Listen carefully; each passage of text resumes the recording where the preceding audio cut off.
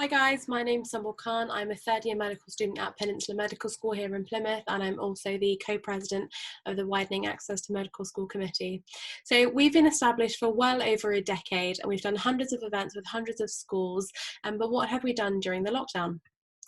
So what we've really tried to do is establish an online presence for the first time really through our Instagram and somewhat through our Twitter. We started by by 2 students doing a UCAT entrance exam workshop for about 8 students, and 6 weeks down the line we've got students from Zimbabwe and Dubai who are attending our workshops, and we're running them 4 days a week now. The feedback has been fantastic and it's really spurred us on to do more. The point of WAMS and what we're trying to do is help all students, but in particularly those from widening participation backgrounds.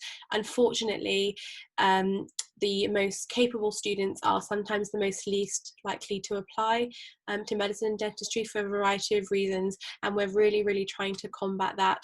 The feedback that we've got has told us that on average students are feeling more capable, they're having more self-belief that they can do the UCAT successfully and they can apply to medicine and dentistry, and that's exactly what we want.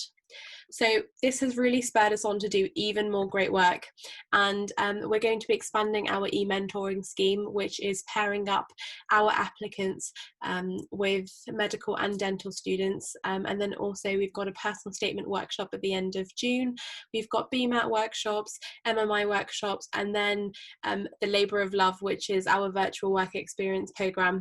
So this is a really big project, but actually I think it's the perfect opportunity to expand out from kind of Devon and Cornwall, and also have doctors speak to our students from all over the country and all over the world that are also from diverse backgrounds, to reflect our applicants and to show them that people like them have a successful career in medicine and dentistry.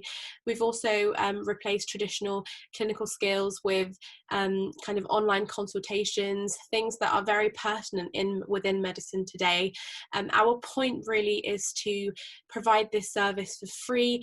There are lots of companies that are charging an arm and a leg for these resources, and it's our job really to make sure that our widening participation students are aware of free resources and that this does not negatively impact their ability to apply for medicine and dentistry, whether that's through work experience, through the UCAT, or through the personal statement.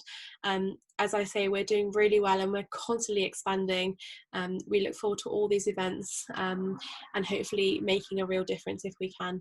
So thank you very much.